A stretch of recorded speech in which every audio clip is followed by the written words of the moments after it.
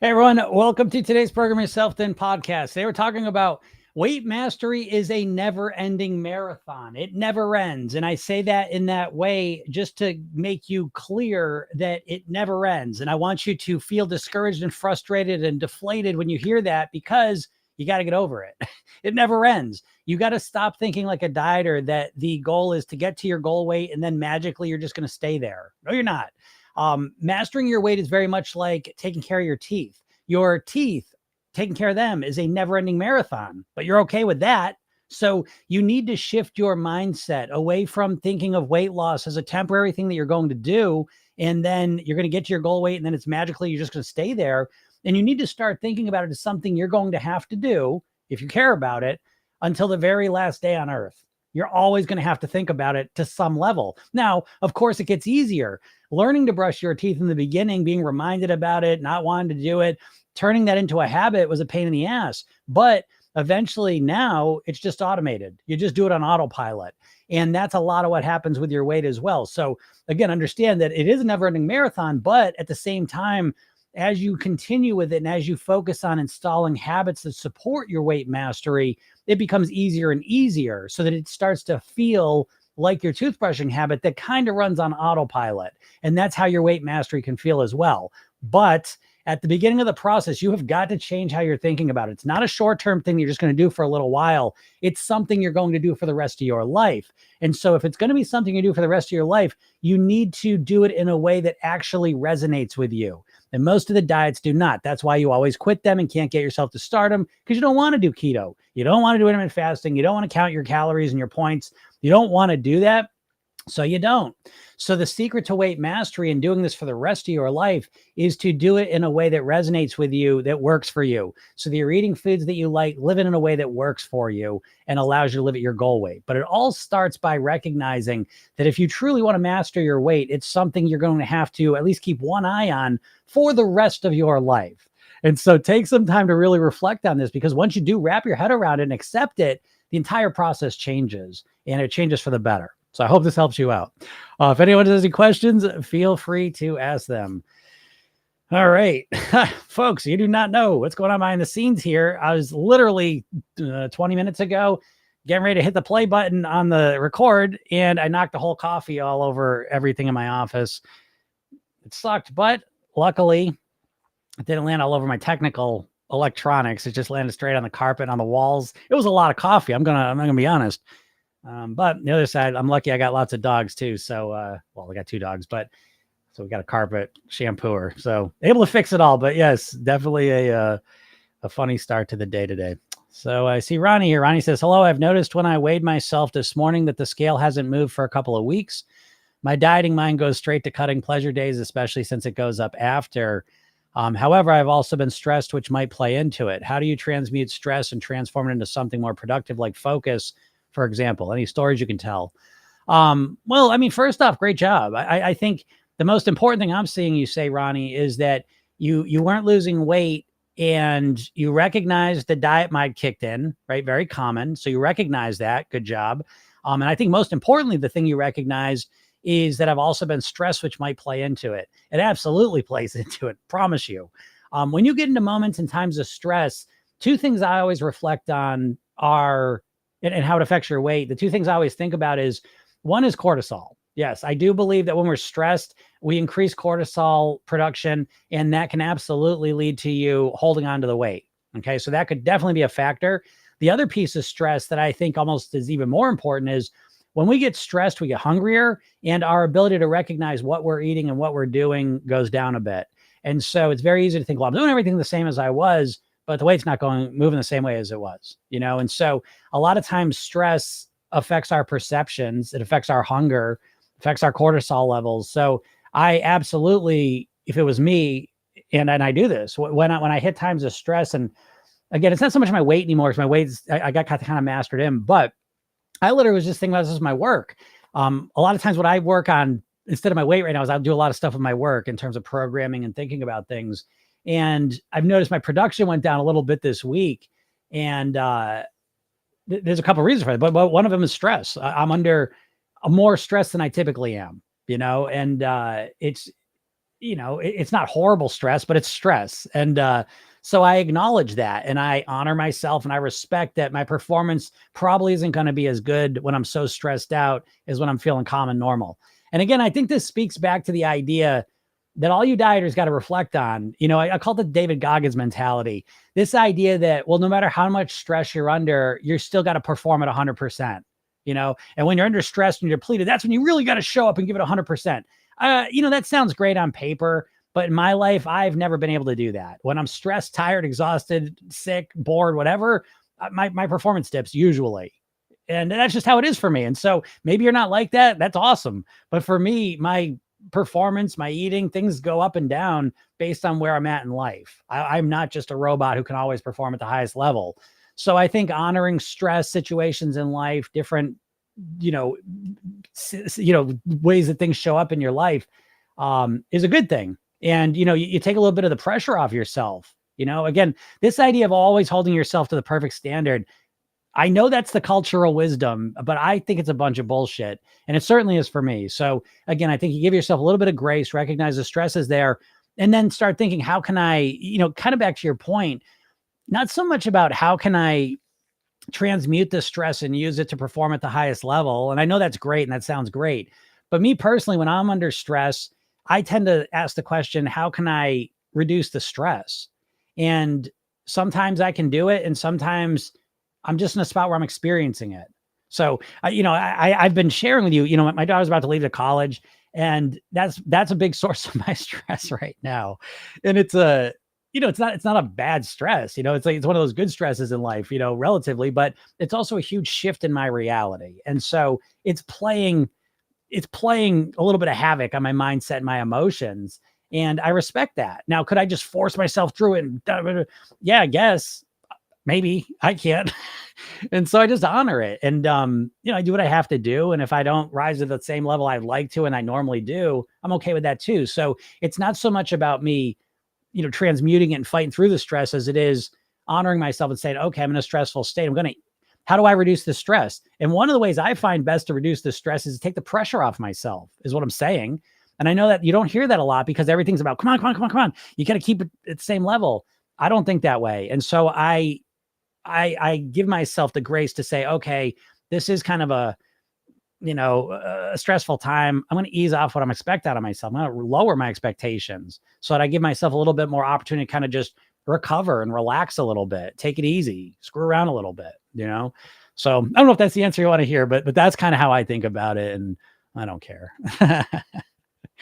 But good job, Ronnie. Good. Because that shit doesn't even matter. What you even do with it really is secondary to your awareness of what you recognized, that your weight's kind of stabilized and you realize, that your diet or mindset kicked in, and the stress may be a factor of it, so that's the more important thing than what you even do from here on out. Because just recognizing that, you'll make better decisions, with things. But I hope that helps you out. If anyone's got questions, feel free to ask them. So TikTok's up to you here for a second. And then on top of spilling coffee all over everything and having to clean it up, then my whole streaming setup completely changed its interface. And I couldn't get signed in. So it's funny stuff. What's up, Jody? Can't stay to listen today, but please make a pain hypnosis. Yes. I know we were talking about in the group yesterday, and I'm going to make a pain hypnosis. I've done a number of them. I usually make them very specific for the situation, but I'm going to make a generalized pain hypnosis session, and I will, I'll make that available to all of you, whether you're in the program or not. Where will I put it? SoundCloud? My SoundCloud, I don't know. I actually just, I guess, upgrade to I don't know. I'll put it somewhere. Maybe I'll make it a video and put it on YouTube. But yes, I will do a pain session. Give me a week or so and I will get that. I'll get that done. Whoops, shit. And I feel like I keep accidentally inviting and waving at people on TikTok. I'm happy to wave to you, but I didn't mean to. My thumb just hit the wrong button. Mary Jane says, weight set point, how to keep new body weight after weight loss without rebound weight loss. How long does it take to reduce set point to a new level? Rebound weight gain. Yeah, that makes sense here, right? I got what you're saying. Well, I'm going to approach this in a different way, because I think when people talk about the weight set point, what they do is they start thinking of it in a physical way, right? So you think like physically, maybe hormonally, biochemically, you think you're just set at a certain weight point. And there certainly are absolutely hormonal factors that do keep you at a set point. Like there's no question about it. There really is leptin resistance and signaling, ghrelin and other hormonal, signaling things going on. There's biochemical changes. Your body kind of likes to keep your whole body's kind of a status quo machine. But me personally, I'm more fixated on the mindset piece of this set point thing we talk about. And the way I refer to it more is really the self-image, right? So I think most dieters, most people in general, but dieters especially, you think of yourself as an overweight person. You identify as an overweight person. And so if you identify as an overweight person, first of all, it's going to affect your hormonal signaling anyways, your biochemistry, all those physical things anyways. But I think ultimately most dieters identify as an overweight person and then they lose the weight and they still don't, that doesn't mean they identify as a thin person now. They just identify as an overweight person who's lost weight for a little bit. So to me personally, the weight set point thing really begins with your self-image and identity and how you think about yourself. And so that's why in Program Yourself Thin, one of the first things we focus on is your self-image, creating a new self-image. Because it's not enough just to lose weight, in my opinion. I think you also need to transform the way you think about yourself. And you need to think about yourself as a thin, healthy person. And right now, that's just an alien concept to you, right? That's like thinking of yourself as a left-handed person or, opposite sex person, or, you know what I mean? Like, it's so alien to you. And I think you should reflect on that because that's a huge part of the process, don't you think?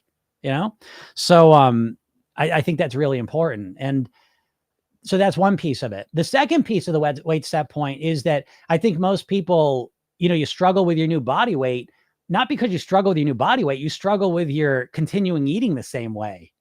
Okay. So there's a lot of excitement and motivation to get to your goal weight, right? Because you're so fired up. It's exciting to watch a scale go down. You're so excited to have this weight that you're going to be at. And you're like, oh my God, where would I want to look good in pictures? My life's going to get better. Everyone's going to love me. People are coming up to me. It's going to be amazing. Right. And you got this weird, this idea in your mind. And then you actually get there and you're like, it's cool, but everything's pretty much the same, but now I am at a lower weight. And now biggest thing is you don't have the excitement of watching the scale go down. And so now I think that now it's really hard to keep eating the same way. Because in addition to that piece, you also are doing some extreme shit that takes a ton of motivation. And so now you're fucked, so that's how I think of it. And so I think these are the bigger factors than this magical weight set point that, your body's keeping you at a certain way. I do not believe that. I think it's way more psychological and strategical. The way you're trying to lose the weight is not sustainable long-term. And your motivation is really not sustainable long-term. It's really based on the excitement of losing weight. And then the self-image piece of how you identify. So that's how I think of it, And if you want to go deeper into that process, what I will say to you, if you haven't already, I say this to all of you, is go to my bio, click the link, get the hypnosis session, watch the video I made for you. And I take you deeper into kind of an alternate way to do this. But everything I think about is about the weight set point. My whole goal is not for you to get to your goal weight. My goal is for you to get to your goal weight and then live the rest of your life at your goal weight on your autopilot, which is another way to say, how do we readjust your weight set point? How do we get it so that because think about it, isn't it fascinating? As much effort and energy as you put into losing weight, how you seem to be stuck at a certain weight. It's fascinating, isn't it? Because most people don't just keep going up and up and up and up and up in weight. Maybe a couple pounds a year over year, but we don't just keep going up. We tend to kind of stay at a certain weight range, right? And you put all this effort and energy to lower it, but you keep sticking around a certain weight range. That's fascinating, isn't it? And so I think a lot of that's psychological. And so my goal for you is to see how can we lower that weight range so that you can live at the new goal weight just as automatically, just so you're like stuck there. And that's where I'm at, and again, but most of it's psychological work that I've done. It's not this physical thing only. That's a piece of it too. What's up, Jennifer? I see you there over in Facebook land, which I'm starting this group and it's like, I'm trying to stream into that group, but that's a lot harder than you would think it would be. So I'm still working on that, but I will let you all know about that. And if you choose to, if you're a Facebook person, a Facebook group could be pretty cool. But I'll keep you up to date on that anyways. KT, how's it going? You said you mentioned we need specific person. You mentioned we need specific personal to us changes to be successful. The program is understandably general. So how can it work when not personalized? That's a great question. The program is set up. I can't move on my thing. I had to move. I'm on the carpet instead of on my roll pad. So I'm like stuck here. That feels weird. That's a great question. But the program is designed for you to personalize it. So I'll give you a specific example of what I mean. One aspect of the program is the blueprints, right? The weight mastery blueprints, which refer to the weight mastery pyramid. And that is, in order of importance, mindset on the bottom, then lifestyle, and then eating on top of that. And so the blueprints take you, the blueprints are fill in the blank blueprints, right? So there's a mindset blueprint, lifestyle blueprint, eating blueprint. And there are questions there that kind of take you through. It's the structure of how to create. So for mindset, it's six categories. It's motivation, self-image, habits, emotions, how to think like a thin, healthy person, and maintenance. And so there are questions there that you answer, because motivation, for example, right? I can show you the structure of motivation, right? I'll tell you what it is. It's built around pain, pleasure, and intrinsic, extrinsic, if you want to really deep dive into it. But let's just stick with the simpler version of pain, pleasure. Well, what is most painful to you in terms of weight is different than what's most painful to me. Okay. So I can't, like, to your point, I can't tell you, oh, KT, this is what's going to motivate you. I don't know. Now the diets try and do that, because the diets are always trying to force into your brain what's going to motivate you is looking better. That's why 99% of people want to lose weight. Their motivation is really they want to look better. And so that's not enough motivation, just so you know. And so we need to find deeper motivation. But what is painful to you is different than what's painful to me. What's pleasurable to you is different than what's pleasurable to me. So I can't tell you what that is, but I take you through a process where we kind of deep dive into the pain, into the pleasure, and you identify for yourself what's the most painful thing that you're looking to avoid, what's the most pleasurable thing you're looking to gain. And you answer those questions. And then it goes, same thing with self-image. Again, your self-image is going to be different than my ideal self-image, right? But I take you through the process of, well, what is it? And so on. And so by the end of it, you have these customized blueprints that you filled out that are based on you. So again, my whole Program Yourself Thin is really about me showing you how to customize your own blueprints, that you're going to follow. But I think that's a great question, but that's how we do it. Cause it's gotta be customized, and you gotta do that work. What's up, Kathy? Kathy says, mindset is definitely the most important part for me, especially since I've been listening to you. Yeah, mindset's the most important part for everyone. And I don't give a shit whether they believe that or not. That's one thing I would, I like people, they can have their opinions, but there's no question the mindset's the most important thing, because without the right mindset, you're not going to do anything. You could have the perfect plan. This is why diets don't work. They're not great plans to begin with anyways, honestly. But even if you had the perfect plan, and back to what KT was saying, even if I handed down KT, if I scanned your brain and I knew exactly what would be the perfect eating plan for you, and I gave it to you from up on high, if you didn't change your mindset and your lifestyle, honestly, but if you didn't change your mindset, it wouldn't make a shit of difference. You wouldn't follow it, because again, our behaviors follow our mindset in a lot of ways. So yeah, mindset's the most important piece, and it's usually the most missing piece, ironically. What's up, Jim? How's it going? Kathy says, listening to you has helped me have more patience, awareness, and discipline. Thanks. Well, you're welcome, Kathy. Good job listening. Again, I always say that I'm happy to be here and kind of help you guys out. And I love hearing all the success stories, and I appreciate y'all, giving me credit for some of it, but always remember, it's always you. It's always you.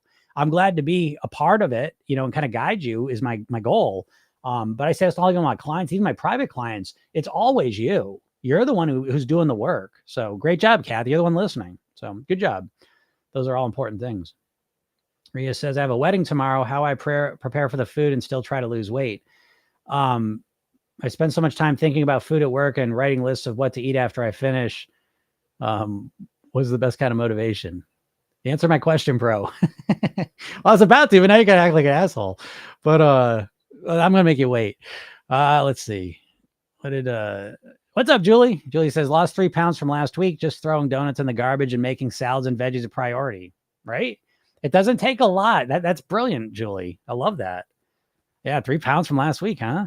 Yeah, those donuts are a killer. Donuts are tough ones. I mean, they are just, when we talk about calorie density, a donut is an extremely calorie dense substance, in food. So yeah, not surprised that you get pretty dramatic weight loss from shifting donuts over to salads and veggies. And especially when I see the word donuts, right? If it's a donut's one thing, donuts, good luck. Good luck. That's a lot of calories and not a lot of satiety. So great job, Julie. Zoya says, how does one know their weight goal is a realistic one? I feel that I'm at a healthy weight, but want to lose weight for aesthetic reasons. I think that's a great question too. And I think the kind of the art and science of choosing the perfect goal weight is exactly that. And I think it's rarely talked about or understood because I think a lot of people are just picking a goal weight arbitrarily. I've asked this question so many times to people, and a lot of times their goal weight doesn't really have a lot of meaning to them. It's like, oh, why are you picking that? So, oh, that's what I weighed when I was 20. And that's what I weighed when I lost weight on Weight Watchers, or that's what I weighed when I got married is a big one. And, the way I think you find the perfect goal weight is to, you want to be a certain weight for health reasons, to look a certain way. But the other side of that equation is how you need to eat and live in order to achieve that weight. And so I think we have to take both of those into account. If we, if we just pick a number, and this is what I think most dieters do, I think they pick a number that they want to weigh, but they're not willing to eat and live that way. And so I think they create this subconscious incongruence. Part of them wants to weigh this, but they're not willing to live and eat this way. And now they create this constant tug of war that you may be experiencing. And so, yeah, figuring out that weight, I think that the key question, why do I want to live at that weight? What am I going to get out of being X amount of pounds? What am I going to get out of aesthetically? What am I looking for? I don't know. I'm a size smaller in clothes. What am I going to get out of that? And I think that's the way you start to get to a more congruent goal weight. Why do you want to weigh that? Because a lot of the reason we want to weigh something is just, it's very arbitrary and meaningless. So, oh, I want to weigh that. I need to weigh that because that's what the doctor said I should weigh. I need to weigh that because that's what the BMI chart says. I need to weigh that because that's my friend weighs, and that's not a lot of meaning. We need to give whatever the weight we choose, we got to imbue it with a lot of meaning. My weight means a lot to me. Now I'm in a range, as well. I don't care so much aesthetically. That's less important to me than the health piece of it, and the quality of life piece of it. My joints, my health, my energy, my stamina, my mobility, my flexibility, my strength, all of these things are really more front and center of my mind. And I'm right there where I want to be. So again, it's kind of a long-winded answer, which I know is not the most satisfying. You just wanted me to tell you how to do it, but you got to kind of reflect on it. Why do you aesthetically, what would improve in your life if you did that? And then why is that important to you? I will tell you, I'll throw this out there, and I don't know if this applies to you because I don't know you, but if I sometimes get young women, I think are probably deal with this the most. Young women on social media, okay, where they feel like they need to look a certain way because they watch their social media and see people looking that way. And we say, oh, that's what I need to look like. But when we take a step back, we got to ask that important question, why? I think a lot of times we get caught up and I need to look this way. I need to do this. I need to be this way. And I think a lot of times we got to take a step back and say, why? What am I going to get out of it? And I tell you this comes straight from me. I went through this shit just randomly over, it's been a while, but there were times over the last 20 years, I said, oh, I want to have abs, right? Oh, youngish guy. So I see guy, oh, abs, right? And I never did it. And it's like, one day I realized, I'm like, it makes no sense. I'm a master of my eating, my lifestyle, my weight. Why am I not getting abs? And I realized I don't give a shit. That amount of extra work it would take to get abs, I didn't care.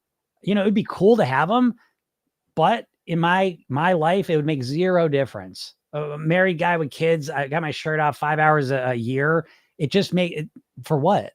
And so once I realized that, I just let it go. And so that's why I think that reflecting on why do you want to weigh what you want to weigh, I think for everyone is such a great question, because once you decide on a weight that has lots and lots and lots of meaning, that makes the rest of the process go a lot easier. But if you just want to weigh a certain weight because you read it in a magazine that's what you should weigh, or you saw someone that you think is beautiful and that's what they weigh, I don't know. I think you need to give it more meaning, or it's going to feel like a struggle. That's kind of my thoughts on that. So hope that helps out.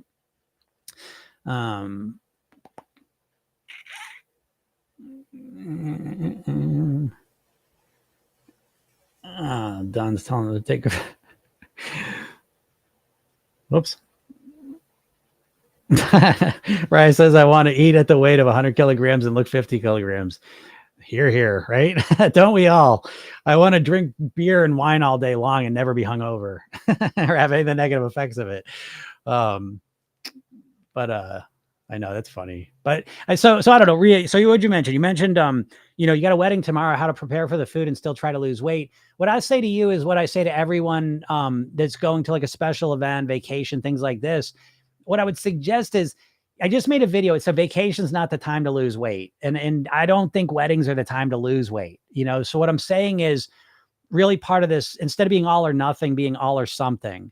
And I think going into the wedding and saying, okay, I'm not going to be perfect, but I'm also not going to be just completely off the rails. I'm going to practice some moderation. I'm going to practice minimizing the damage. I'm going to enjoy myself. Maybe I'll have a couple drinks if you drink. Maybe I'll have a couple, foods I don't normally eat for the day, but I don't want to get too carried away with it. But I don't want to completely restrict myself either. I'm going to kind of go somewhere in the middle. And that's really a good strategy for a lot of people, because then you have kind of this moderate time. You really enjoy yourself. You ate the food you want to do. You did what you want to do. And even if you put a pound or two on in a day, you just go back to your normal life the day after and it comes off. It's so that's what I would suggest. And I think that works better. The best kind of motivation is intrinsic motivation. So you mentioned that. What's the best kind of motivation? Best kind of motivation is intrinsic motivation, everyone. Okay. There's literally a science of motivation. It's fascinating, as you can imagine. And there's two main types of motivation: intrinsic, extrinsic. Wanting to look better, which is the main motivation people have when they want to lose weight, is an extrinsic motivator. It's the weakest form of motivation. So again, I always want to tell you all, if you're unhappy with your weight, it's because you're not motivated. You weigh what you want to weigh. And so if you're not losing weight or you're not happy with your weight, it is because you're not motivated enough. I will let you know. The first step, the first hurdle you got to clear when it comes to weight mastery is proper motivation. And dieters don't have proper motivation because they just assume they want to lose weight because they think about it all day long. So you could think about it all day long. You can write lists. You can think about losing weight. You can do all that stuff. But if you're not actually doing the things that cause you to lose weight, it's because the motivation's not there. Which is to say, it's not that you don't want to lose weight, by the way. You want to lose weight, but you want to eat the way you're eating and live the way you're living more. And so that's what you do. So you need to get to the point where it's like, I want to lose weight more than I want to keep eating and living the way I'm living. And then it's kind of magical. It's a lot easier than you think. But most people never really spend enough time in the motivation piece. That's why in Program Yourself Thin, the first thing you do with the mindset section is we work on motivation. I always think of motivation metaphorically as the engine of the whole process. You see, and most of you with your diet mindset, you're running a 4 horsepower, Ford Edsel or something, and it's like when you spend a little bit of time on motivation and get yourself locked in with that, it's like having a jet engine, in the process, and everything's easier. But most people don't take the time to get their motivation proper. So yeah, intrinsic motivation is the most powerful form of motivation. Don says donuts are my favorite. Nobody eats a donut. I eat a donut. You know what I do is like when I get donuts, I go to the place, the grocery store down the street from me makes really good donuts. And so if I get a donut, I'll get it. It's on the weekends. And it'd be like Saturday or Sunday. I usually get one a weekend at most when I do it. And I will go there and I'll get a donut for myself, donut for my kid, anyone else who wants a donut, But I would never buy. My wife did this for me. Was this Father's Day? My wife bought, this was just a funny story to me because I always eat like one donut. And I came down like Father's Day. And I was like, I saw a bag on the table and I was like, oh, I was like, cool, get donuts or something, And she's like, well, that's not it. And I look over, there was a big giant box. It was like a pizza box full of donuts. I ate all those fucking donuts, by the way. So you're right, Don, agreed. When the donuts are there, no one's eating just one donut. But the secret is don't bring all those donuts into the house. Get one donut at a time. And that's the secret there. A good point. That's a good point. Yeah, Carrie said, that's why I said yesterday I didn't have a goal weight. I get that, Carrie. I totally get that. But I think it's a balance too. And I think the structuredness, the specificity of having a goal weight or a goal weight range, I think is a nice piece of the puzzle too. But again, Carrie, you experiment with it and you find what works for you. And I say it to all, I think you all know this and you should know this, but just because I say something, who gives a shit? You know what I mean? I'm me, you're you. So I'm just giving you best practices, stuff that I've seen in my career and in my life. But, you always have to, you're the final say. You're the one that knows more about you than me. So always remember that, Frida says, I want to avoid diabetes. Yeah, for sure. For sure. Now I'll tell you one step above that though. Okay. And this is for all of you, is that we never want our goal to be just what we don't want. Okay. So, I just don't want to be fat.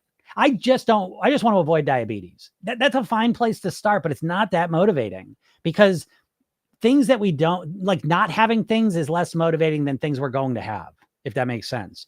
And so it's fine to start. I just don't want to have it. I want to avoid diabetes. Well, great. But I'd like to follow it up and say, I want to avoid diabetes because I'm thriving. My body, my blood sugar is healthy. My energy's good. I'm eating good. My body's running on an optimal level. I'm growing old gracefully. I've got energy, flexibility. I'm active. I'm there mentally. You know what I mean? So build on that with the things you're going to have as well. Okay. Just a little tip for you. Oh, Blue Ridge Vintage. I saw your emails yesterday. You were asking about getting the emails that you used to get that you stopped getting the program. I'm going to be fixing that today or tomorrow. So that will be fixed, just so you know. I'm completely sold on this being mostly mindset. For me, it's actually a relief now that I have a way, PYT, to work on it. Yes, agreed. And so a quick commercial. And I am very intentional not to make this an infomercial, but I will tell you, if you're listening to me regularly and you buy into the mindset piece being important, the next step is, I would say, if you can do it, invest in the program, because now you can stop trying to figure it out yourself. I have spent 30 years obsessively working on this, folks. I mean, I have read thousands of books. I have done almost 6,000 private weight loss sessions. I've been doing this professionally for 20 years. There are very few people that think about mindset and weight mastery as much as I do. Like literally, you all know this. I'm here every single day for free for an hour or two talking about this, right? I am obsessed with it. So again, if you do buy into the mindset piece, do yourself a favor and do not try and figure it out yourself. It's a long process, and just take my best practices, because it makes it easier. You know what I mean? You don't have to think about figuring it out. You just follow along with it. Mackenzie says, hey, Jim, I'm trying to add healthy foods to get all the nutrients I need. What are some easy, lazy, healthy foods I should be eating daily? Thanks so much. I've been structuring my eating mainly whole natural foods, but I eat the same things every single day. Might be good to mix it up a bit. Agreed, Mackenzie. And it's funny you say that, because I'm kind of in that same boat to some degree. And I'm reading this book, Food for Life, which I think is amazing. I really like this guy a lot. Tim Spector. He's kind of one of my new heroes, I think. I want to say that, because I haven't finished the book, but I really, really like his approach. One of the things he talks about, though, is that, don't get freaked out, people, when I say this, but an ideal, now this is all related to the microbiome. I don't want to go too deep into that right now, but basically what he's saying they've found is that the ideal amount of plants to eat a week is 30 different plants. And it was interesting because he's really highlighting the variety. And nutrient density and variety has really been a focus of mine for the last 5-6 years. But I do have way more nutrient variety in my diet than I did, but this made me realize I need even more, I think. And so I think what you got's been great. So great job with having the core consistency. I think that's wonderful. It takes a lot of effort to do. So good job with that. And now I think what I'm going to do anyways, and I think we're in a similar boat here, because I have a lot of structured eating with lots of nutrient density and variety. I want to have more. So how am I going to do that? And I've been thinking about that the last couple of days. And I think one thing I was thinking is starting to add like a different fruit or vegetable each week, and I might actually share. So I don't know if I'll do this in the program or just for free somewhere, but have like a fruit or vegetable of the week, but you can internalize and do it yourself, where, you go to the store and you just look for something different, and, that's kind of a fun way to do it. That's a way to kind of mix it up. And again, it's the process. So I'm going to look for something different this week. Every time I go to the store on Monday, I'll find a different fruit, and I'll get that. And so that's one way, because even though the fruit's different, the process is the same. And then the other way is that you can start to, I kind of think about, I'm like, oh man, how much is too much? But I'm like, I used to make smoothies, and then I started having salads, but I've never had bowls at the same time. And sometimes I think about adding the smoothies in. So, either way, what I'm looking to do is I'm looking to ritualize a way to get more variety into my diet. And I'm kind of thinking about that. So it's the same thing I'd say to you.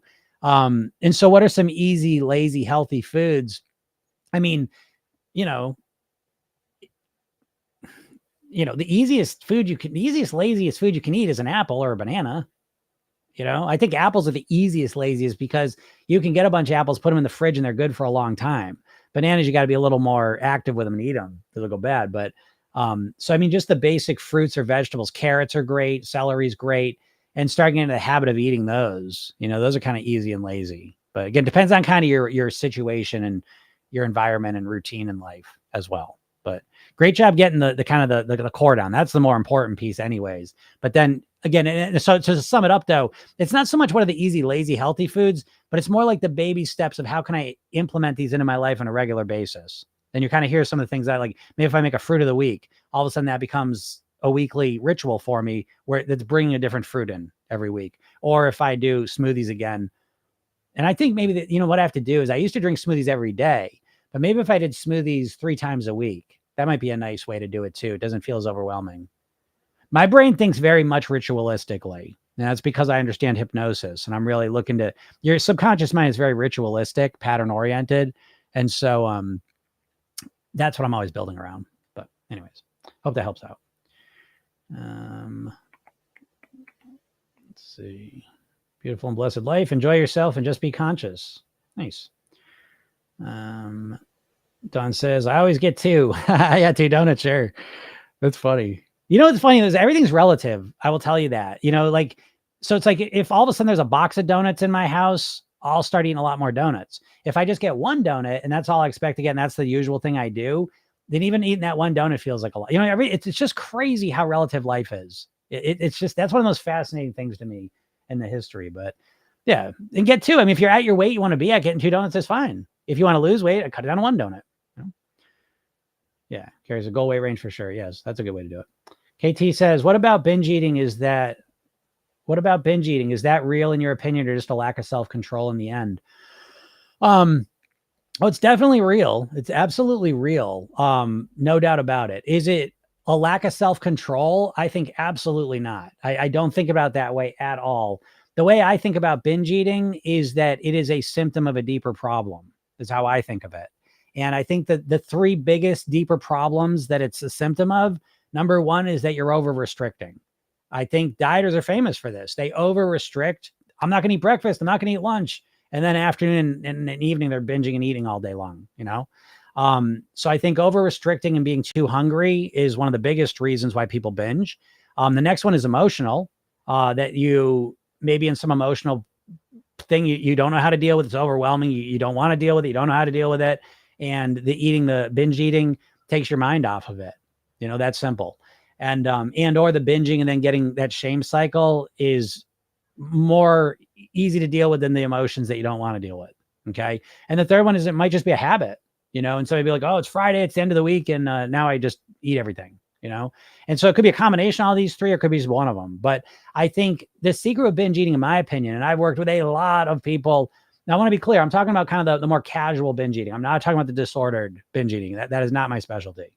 But when it comes to the more casual version of it, and you can still eat a lot with binging. I want to be clear about that.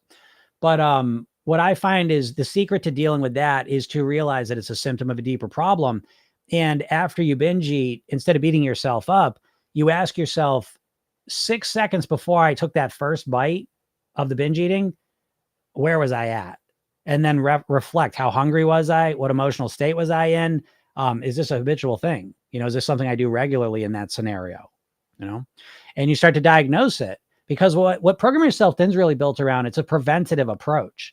What a lot of people do, especially like the binge eating, is they get really, really hungry. And then they think they're going to tap into some self-control where they're going to be able to say, I'm not going to eat.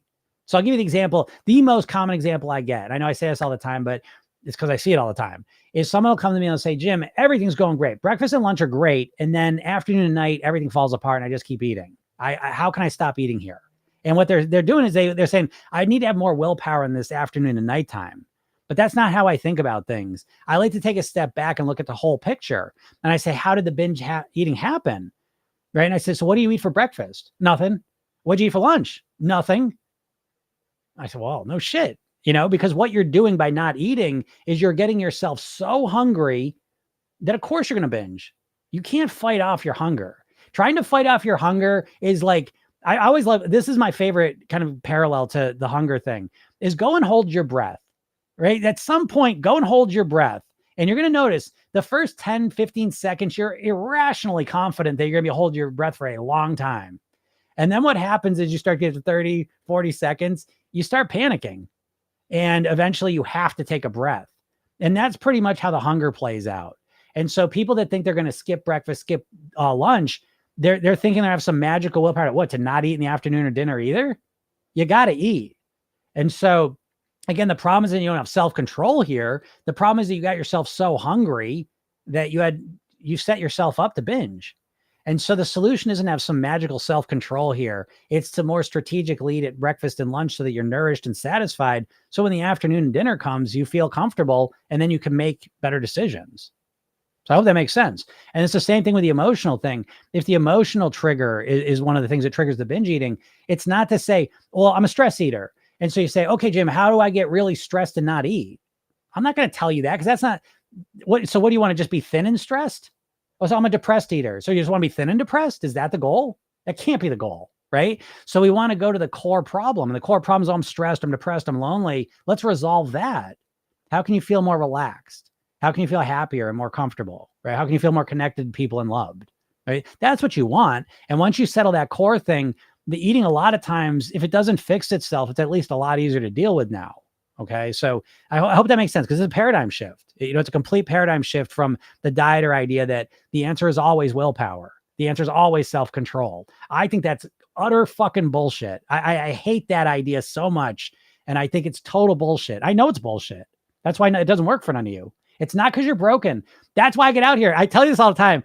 It's the thing about dieters that really bums me out, and this is literally why I get out here for free every day, is that I know you live a life of beating yourself up and feeling like shit about yourself because you always blame yourself for being overweight. And you blame yourself because you think you don't have the self-control or focus or motivation or willpower to succeed. And that's total bullshit. I am not at my weight that I'm at for the last 30 years because of my willpower. It's because of my mindset, my strategies that I've developed. So hope that helps. Jim says, if you want to have a laugh, my friend called me a princess after seeing me eating salad. It doesn't faze me anymore. Good for you, Jim. That's what I mean. And what Jim's referring to is the toxic masculinity of losing weight. And I have dealt with that. And I feel as a man in society, that has been one of my biggest mental, emotional challenges that I had to deal with, honestly. And I being dead honest with you, one of the hardest parts is not wanting to go out and eat wings and beers with the boys, eating a salad in front of them. It's not welcomed news in this society most of the time by guys. Okay. And so they're going to question your masculinity. And that's, I don't know, it's a challenging thing sometimes. So for Jim, for you to deal with that, I'm so proud of you because, and again, I know I've said this a couple of times, I'll just say it one more time. You've taken something that was in the background that would have sabotaged you had you not recognized it, brought it to the foreground. We talked about it. You're seeing it differently. You made a decision how you want to react to it. And now look at you. Now you can put it back in the background because now when someone says that, and they will continue to say that, you just don't care. And that's the process that I'm talking about. I don't know if all you know anything about cars, but they used to have carburetors in cars, right? And so if the carburetor gets bad gummed up, you take the carburetor out, take it apart, fix it up, put it back together, put it back in the car. That's that. That's kind of how I think about like coaching and transformation, personal development, change along this weight loss path, is that we identify the little sticking points we have, right? And one a sticking point could be, oh, my dad saw me eating a salad. He said, you're not a man. Men don't eat salads. And we feel discouraged. We feel sad or disappointed. And we want to just, maybe I shouldn't do this. We take that belief out, just like the carburetor, and we take it apart, fix it, put it back together, put it back in, let it run on its own, move on to the next thing, and that's the process, Jim. So I'm super proud of you. And that's so wonderful, that you're responding that way. And there's a secondary lesson here is that when people say things to us and then we feel a certain way, you have to understand that you have a lot of control over that. You can't control what people are going to say. That part you have no control over. What you do have control over is how you interpret it, because it's how there's stimulus interpretation, experience. And so Jim, originally, his dad says, oh, men don't eat salad. You interpreted that as, oh, maybe he's right. And then you feel less than. And now what happens, you've changed the interpretation piece and now you respond differently. So that's what I'm saying to all of you. When you feel bad about something, we tend to live life reactively and we react the way we've been trained to react. But we have a lot of influence and control over how we react to things. And to me, that's the secret to really being a free, healthy, happy human being, is realizing that you can change the way you think and respond to things so you feel differently about it. And that's where the source of power is, because you can't control what other people are going to say or do to you. But you can control how you interpret it and the meaning that you take out of it and how it makes you feel. So super, super proud of you, Jim. That is a big deal. Nikki says your voice is so soothing. I could listen to you talk all day. Well, thank you, Nikki. I appreciate you saying that. That is something I've worked on. You know, as a hypnotist, I have worked on my voice for 25 years. So always nice to hear that. Love hearing that. Yeah. So it says, thank you. This helped a lot. Need to attach more meaning to it. Yes, you do. Perfect. Perfect. What's up, E? He says, took 5 days off PYT, fell into old habits. Now listen to the emotional eating session. That's all right. Again, I was saying this to someone yesterday.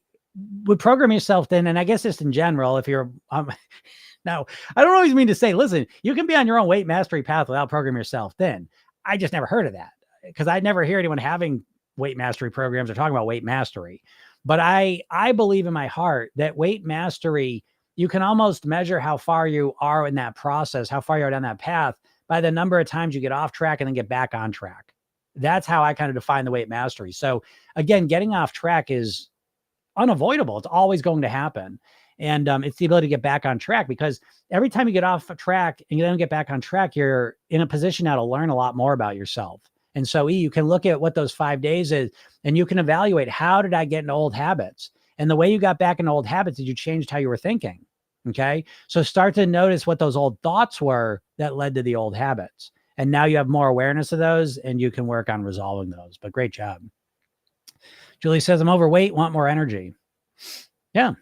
But again, you got to want more than that, right? You can't, I will tell you this, folks, when it comes to your weight loss motivation, if you say, I just want to lose weight so that I can fit into my old pants. I just want to lose weight so that I have a flat stomach. I just want to lose weight so that my butt looks good. Like if you got like one reason, 2 reasons, you're fucked. You're never going to do it, because I don't give a shit. Weight loss, weight mastery, it all takes a lot of effort. And so if your motivation's this big, just skip it. Just cut the shit. It's not going to work. You need to be really motivated. Again, you go to college, I just want to go to college so I can get a degree. You know what I mean? Like, I just want to go to college. I can learn some stuff. No way. It's way too hard. It's too much of a commitment and effort. You need to have high level motivation to stick with this, So yeah, build on that, Julie. Again, that's a fine place to start, but build on that. Why do you want more energy? How would having more energy in your life show up and make your life better? Okay. Ronnie says, any tools I can start practicing to carry myself onto the maintenance phase in which I am not anxious if I don't eat perfectly when I'm off meal prepping, checking my protein intake? In the program, Ronnie, what we do is we're always practicing relaxing and calming ourselves. I love my program so much because it's sneaky. My program's a Trojan horse, and there's lots of Trojan horses in it. And so, for example, one piece of the program is every day for the 8 weeks, you get a 5-minute hypnosis session in the morning. Okay. So you get that message, you get the message, you click on it, you listen to your 5-minute session.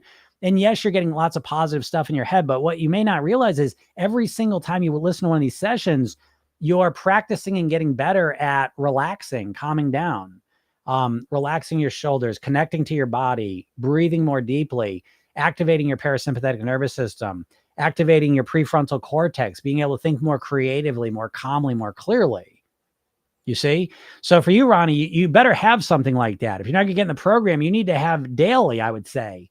You need to practice somewhere, even if it's just a minute, centering yourself, calming down, relaxing, because I hear you say anxious a lot, right? So you can't not be anxious. I can't tell you how to not be anxious. I can explain to you how to become more relaxed and calm. if that makes sense. You can't just not be anxious. Like, because what would you be then? Like you can't just, there's just a vacuum. So you need to become more calm and relaxed. And so you need to practice that. So I hope that makes sense, right? There's no tip I could give you. Oh, do this and you won't be anxious anymore. What's that mean? There's no not being anxious. There's being calm and relaxed. Hope that makes sense. Mackenzie says, love the new fruit veggie of the week idea. I do smoothies and wraps. I haven't done salads like I know you do because I just don't like them unless there's a ton of ranch. That's fair enough. I get that, Mackenzie. I love the salads. I mean, that's been such a game changer for me. So I never care what people do. But I'll stick with this just for a second because I think the salads has been such a game changer for me. Even to the point I joke around. I always joke, like, I don't care if you use hot fudge for dressing, if it'll get you to eat more salads. You're already kind of eating a lot of stuff. So that's pretty good, but the salads are next level. And this is why I switched from smoothies to salads, because the advantage of the salad is that it's in its natural state. The smoothies I'm blending up. And so the fiber is getting blended up and there's that factor. They're still really healthy. Okay. But the salad's still a step above because you're chewing more. That's important. You're experiencing food in a very natural way. It's calibrating your taste buds. You are getting the food in its more natural food matrix form. And it all does stuff to you in a lot of different ways. And so if you like ranch, one of the things I would do, knowing what I know about salads now, if I was in your position and I knew what I knew about salads, I would start eating more salads with ranch. I don't give a shit because I'll think of it as a phase, and I'll start with as much ranch as I need. And then I will work on slowly reducing the ranch dressing, and I will find what I like in a salad. And that's how important it is to me. But enough of that, I'm not trying to convince you anything. But yeah, the fruit veggie of the week idea is a good one. I'm going to start doing that, and I will let you know how that goes as well. Blue Run Vintage, yeah. So tired of trying to figure it out myself. I surrender. That's why Blue Run's in the program, right? And again, it's that's what it feels like. People tell me that all the time.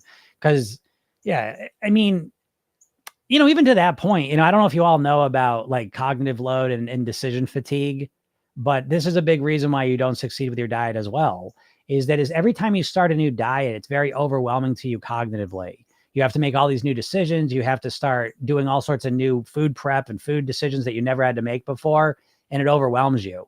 And it overwhelms you so much that you just fall back into your normal routines. So, if you do buy into the mindset piece, you trying to figure it out yourself, it takes a lot of effort and energy. I've been doing this for 30 years. And so for you to dive into the mindset studies, I'm going to read this book, I'm going to study this, I'm going to watch this. Well, great. But all your energy's gone into learning that. And now you don't have any energy to actually implement it. So again, just a quick commercial for the program. If you're on the fence with it, it's a structured program where it's like you get to relax. When's the fucking last time you relaxed with your weight loss? Every time you start a weight loss plan, you're starting it freaking out with a stress response going on. So that's a big problem. He says, I rotate my fruits and veggies every 3 days and legumes. Damn, good for you, E. That's pretty good. That's something I see in my future. So that's why I always say to you guys, like, I love the way I eat and I could eat this way for the rest of my life, but I know I'm going to keep optimizing it. And that's so exciting for me. But I've been optimizing for 30 years and I optimize strategically. I'm not trying to change everything at once. I'm systematically just getting better and better and better each and every day. And over, you look back over a year, 5 years, 10 years, like, holy shit, I can't believe how much better it is. And so even just saying that just put a new idea in my head, that like, oh, rotating it out. That's kind of a cool idea too. I'm not ready to do that yet. I know that feels like too much for me right now where I'm at, but it's back there now. You know what I mean? And so who knows? Because I can tell you in 5 years from now, my eating's going to be even more optimized than what it is now, because I'm constantly working on it. I love this. Folks, your weight mastery, the way you eat, the way you live, it can become such a source of satisfaction and fulfillment for you for the rest of your life. And you need these things because a lot of the things that you get satisfaction and pleasure from in your life fade away. What do people get a lot of meaning from in their lives? Their job, their kids, their relationships, those are big ones. And there's other things as well, but a lot of those things fade away. And then you're left, how do I get meaning now? You retire, kids move away, maybe relationships fall away or for whatever reason, or they stay, whatever. But so it's like the thing with the weight mastery and the lifestyle mastery piece of this is that you always have something you can work on to feel like you're improving and getting better at. And that's an important part of being a human, Jennifer says, I've only done 2 of the hypnosis sessions so far. What a difference in my spirit, starting and ending my day with positive vibes instead of my usual internal dialogue. Thank you for saying that, Jennifer, because that's so true. And again, that's what I'm trying to tell you all. Weight loss doesn't have to be hard. It can be fun, easy, and enjoyable relatively. If you make relaxation and calm the foundational component of it. And I don't know why you wouldn't do that. So you all think it's like what that's dictating what you're eating and what your weight's going to be. And I'm saying it has nothing to do with, I'm saying nothing. It has a little bit to do with, but it has mostly to do with how you feel. Haven't you seen this? Right? There's days when you're feeling really good, you're energized, relaxed, calm, and you make better food choices. And there's other days when you're stressed out, depressed, pissed off, and you eat like shit. Well, you have the same knowledge in your head. It just comes down to how you feel. And so that's what I'm trying to tell you, that the core of mastering your weight is mastering your emotions, getting good at calming the fuck down. And it's not that hard, like it's pretty easy. You just have to do it. And you just need to reinforce it. It's like brushing your teeth to some degree, brushing your teeth, having a toothbrushing habit is crucial for your teeth to be healthy. And you hopefully at this point, it just is kind of running on autopilot. So you can get good at relaxing. And that's what Program Yourself is built for. It's built to just weave right into your life comfortably. Because I know you let me know, folks, what plan are you going to start on Monday, right? If you're serious about your weight loss and you're really motivated, you're going to start your plan. What are you going to do? Keto, Weight Watchers, count points, track calories, 1,200 calories. What are you going to do? Whatever you're going to do, it's going to stress you out. Monday, you're going to be stressed. Monday afternoon, you'll be really stressed. Tuesday, you're going to be stressed. Wednesday, more stressed. Thursday, stressed. If you make it to Friday, you're really stressed because now you get through the weekend. And your whole experience of weight loss is a stress test. So I think it's hard to succeed when you're stressed all the time with it. Frida says, before I thought I wanted to lose 20 kilos, but realized it's not realistic. I want to lose 5 kilos. Super, Frida. Yeah. And I don't know your situation, so I don't know whether it's realistic or not. But sometimes that could be accurate, and sometimes things cannot feel realistic, but absolutely are. But I think starting with a 5 kilo goal is beautiful. I think that's perfect. Focus on the 5 kilos and then reevaluate if you want to go more. But I think starting with 5 kilos is wonderful. That's a program I got coming. I told you I got a bunch of cool stuff coming in September. In addition, I really think I'm going to do this. I think I'm going to do a cohort. I've never done one of these, and I'm really excited to do it. Which it could be a 4-month. It's going to be right up to January 1st. So the rest of the year, it's the most intensive group coaching program with me. And so that's going to be cool. But if you're a part of my email list, I'll send you some information on that. But I still have some low price programs coming too in September. And one of them's the first 5 pounds. That's what I meant to say. Mario says, do you agree for women looks are way more, whoops. Where the hell did that go? Oh, there it is. Mario says, do you agree for women looks are way more important in society than men? My sister says so, especially weight wise. Yeah, I definitely think that. I definitely believe women are held to a different body standard than men. No doubt about it, in my opinion. Yeah, I definitely think that. So I think it's bullshit. I think it's total fucking bullshit. My daughter and my wife have taught me so much about being a woman in society. It's really been very enlightening, as enlightening as all this weight stuff I talk about, But I think, yeah, women, I think, are under completely different parameters than men are. And I think it's a bunch of bullshit. I think it's real. And I think it's not fair and it's not right and it sucks. Frida says, banana is my food of choice. Yeah, I love bananas. Jim says, when I was at Dad's, he had pizza and he was constantly trying to get me to eat it and asking if I'm actually doing this diet stuff, in his words. Yeah, Jim, again, it's taking that stuff. So that's what I'm trying to say with Jim. And that's what I was just saying, like, it's realizing, like, he may say something and then you feel, because this is why, like, when it comes to sabotage, people say, oh, I sabotage myself. Maybe I don't really agree with that framing, but whatever. But even if you do sabotage yourself, it's because you buy people's hypnotic bullshit, right? Everything's hypnosis in my world. And so, Jim could be with his dad and his dad could say these hypnotic suggestions. Oh, you're doing that diet shit. You're not even a man anymore. Men don't eat salads. What are you doing? And you could believe that suggestion. And as soon as you believe that suggestion, it becomes real. And now you see the world through that suggestion.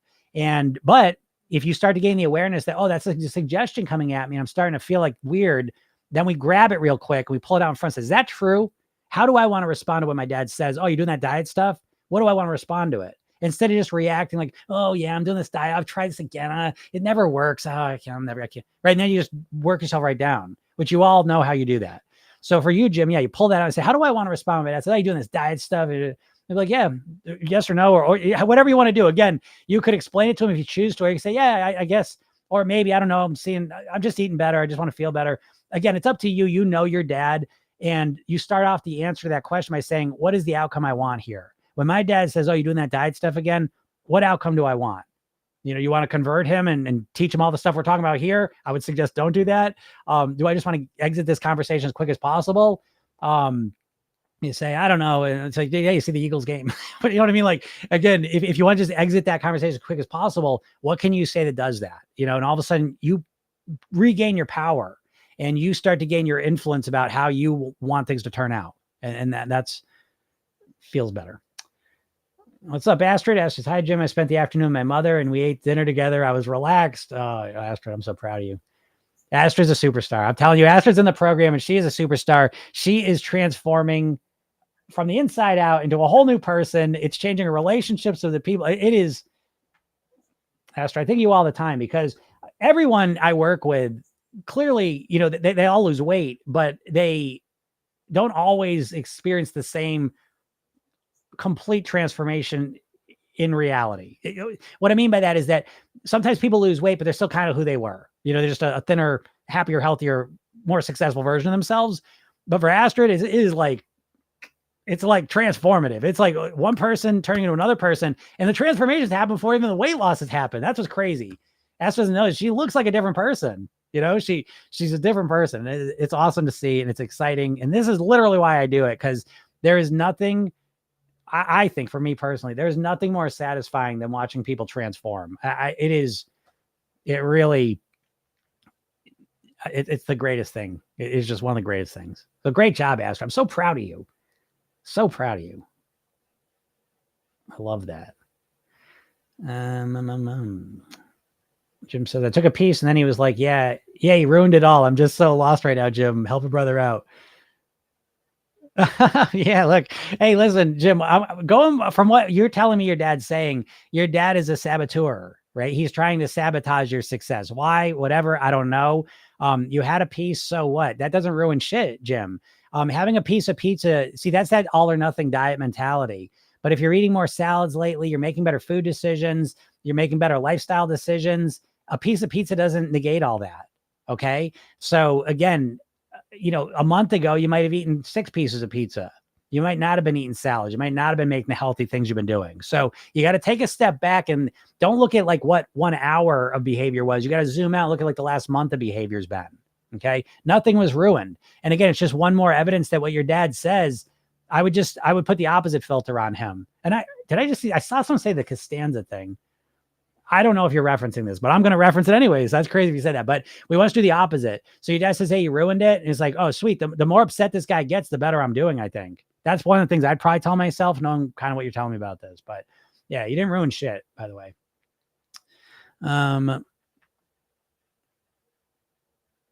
Yeah, Mackenzie says, fine, I'll give the salad another go. What do you put on your salad and what's a beginner salad? Because I'm lazy with meal prep. Yep, fair enough. So am I. It's hard for me to rotate my foods too often because I really start to crave what I'm eating, no matter what it is. I do too, Mackenzie. And so again, that's why I say for when he says I'm going to rotate fruits and veggies, that probably is a better thing than what I'm doing. But I also know how I am, and I'm just in a routine. And it's easier. I'll give you an example of this. I was thinking this last night. I was thinking to myself, I'm like, I make TikToks and I'm like, my TikToks are always the same. I've made the same type of TikTok. And I'm like, I need to start experimenting with different forms, right? But then I said to myself, like, I will have spent the last 6 months, say, making those. So, I think it's important to understand that sometimes in life, we're able to take steps forward. And sometimes in life, succeeding is just maintaining what we're doing. Okay. So to that point, like I'm the same way. Like I am doing the same. I will eat the same foods over and over because it's just pattern oriented. It's easy for me to do. Do I think changing it out more for other things is better? I do, but I don't think I'm not going to do that right now. Okay. So I'm honest with myself and I'm okay with it. A beginner salad. Yeah. I would make it simple. I think the core of the salad for me, the most important piece of the salad right off the bat is the greens I'm using. So I'm very fortunate that the big box store I go to has a super greens box, and it's huge. It's enough greens for 4 giant salads every week or 5 medium salads. So that's the first thing. There's 5 different greens in it. They're all small leaf lettuces. I think there's baby spinach, arugula, radicchio. I can't remember the other ones, but so there's small leaf lettuces, which are the healthiest ones. And so that's the key thing. So even right starting out, I'd be fine just having that and a carrot I'd cut up, some ranch dressing, as little as I needed to make it edible. And I just start there, and then you can start adding more things. But I like what I do a lot of times is I pick relatively simple things. Now I've developed it, so I don't want you to sound overwhelmed when I tell you everything I eat now, because I started simple and I built up. But now a lot of times I will put many things on there where carrots, cucumber, small peppers, different colors, red onion. Sometimes I'll use avocado, rarely. Cherry tomatoes I'll use heirloom tomatoes if I can get them, fresh, celery. But again, you don't have to do all those things, because what I want you to pay attention to, Mackenzie, and all of you, is we got to stop with the perfect being an enemy of the great. And so the perfect means I need to have a salad with as many things as Jim puts in. I need to have 8 things in there. And all of a sudden it feels overwhelming. We don't do it where at all. And so you'd be better off starting with getting a solid greens mix that lasts and you can count on for the week that you'll eat. And then maybe a carrot. And it's like, that's what I'm going to start with. And then once you kind of get that locked in, then you can, maybe I'll get a carrot and a cucumber. Maybe I'll add, you know what I mean? And then build on it. And I think a lot of people screw themselves up as they try to do too much too quick. So honor the fact that you can get overwhelmed with changing up things, and keep it simple in the beginning. All right. Nora says, I'm so glad you exist and that your videos came into my YouTube feed. This is the important missing link for me. That's awesome, Nora. Happy to be here and glad you found me. And again, if you're new to my world, make sure you go to my bio. You're on YouTube though. So most people on Instagram, TikTok, and the other ones, you can go to my bio and click the link in there and get the hypnosis session I give you. It's free. I made you a special video. Please watch that. That's free too. And then I email you every day. And so if you can't get that link, it's programyourselfthin.com/hypno, HYPNO. Or you can write to me, through YouTube, or email me at jim@programyourselfthin, and I'll shoot you the link if you forget it. Do you have any tips for eating in moderation? I think the 2 biggest tips for eating in moderation for me, 3 biggest tips. One is to honor your energy. Get as much sleep. Clean up your lifestyle. It's hard to pick one thing, but sleep, I'll pick the biggest things. Higher quality sleep. I'm going to give you more than 3 things. I'll give you the things that pop in my head that if I had to focus on a couple of things, the biggest things I would focus on: my quality of sleep and amount of sleep, my hydration levels. I would eat more healthy, nourishing foods, and I would focus on relaxation. And I think those 4 things are probably the most important things you could do to start eating in moderation, because they transform you. So that's what I'd say. Yeah. Carrie just said what I just said. Yeah. You didn't ruin anything. You ate less pizza than you did last time, I'm sure. And that's a win. Yeah. And that's why you want to look at it, right? Everything's relative. Yeah, your dad's got the diet mindset, all or nothing. And again, Jim, you use your dad as also an opportunity to learn. We always learn what to do or what not to do. And I think your dad's a great opportunity to learn what not to do, how not to think, to succeed, about dieting too. I'm sure he's got lots of good and valuable stuff, in other areas. I'm sure he's a great guy, but when it comes to the weight loss at this moment in time, doesn't sound like he's, too helpful. Okay, I saw Marcy. I was scamming through that, and I saw the Seinfeld thing. But okay, so there's a funny Seinfeld episode about masculinity where Jerry orders just a salad. Oh, that's funny. I don't remember that one. I thought I'd seen every episode too. But yeah, it's a thing. It just is a thing. And so, you're not going to change it. You're not going to change the whole culture. So what you have to do is change your interpretation of it and how you respond to it. And again, eventually you're just going to be like, I don't give a shit. Okay, yeah, okay. Look at me. I'm not a man. Whatever you want to say. Don't matter. I just said I ate 2 Big Macs in a sitting, so basically blew all my calories for the day. Yeah, 2 Big Macs would do that, right? What's that, like 2,500 calories, 2,600 calories? But again, Moses, the bigger thing, I wouldn't give a shit about the calories. And I mean this to you folks, I try and say this in many different ways as I can. I don't give a shit about the calories I ate. I care about what led me to eat 2 Big Macs. I was like, how did that happen? That's what I'm fascinated by. I don't give a shit about the calories. Calories come and go. They don't matter. What matters is the mindset that led you to eat 2 Big Macs. That's what I want to fucking know about, Just that's what I'd be focusing on. Yeah, starting the day with that. Drank water for balance, though. Hey, good for you, Moses. I'm so glad you said that, And I know a lot of people that might be new. It's bullshit. You're just jerking yourself around, but you're not. It doesn't take that much because our brain is always all or nothing, so we have to fight against that. And so the simplest ways ever to fight against that is you eat 2 Big Macs and then you drink some water. It's that's not how I want to eat. Oh, whoops, got away from me. But let me start getting back on track right now. And I'm going to start right now by drinking some water. And most people don't have that as a strategy. Most people have the all or nothing thing. And so the way you recover from 2 Big Macs is I don't eat anything for the next 3 days, or something to that effect. And that's not a good strategy because if you don't try not to eat now, if I ate 2 Big Macs for breakfast, I would drink water. I'd probably go for a walk and I would absolutely work to reduce my calories for the day. I think, if you don't have structured eating in place. Okay. But I wouldn't try not eat tomorrow though, because then that throws everything off again, So anyways, shit, keep skipping these questions. Frida says, what are some examples of good reasons and motivations? I think, again, the best motivations and reasons are intrinsic, meaning that here's how it goes. Extrinsic motivation is based on other people, right? So wanting to look better is based on other people looking at, holy shit, you look amazing, you look great. And you say, oh, I feel so good about myself now. And one way to kind of get to that is if there was no one on the planet, if you're the only person on the planet, would you give a shit about your weight?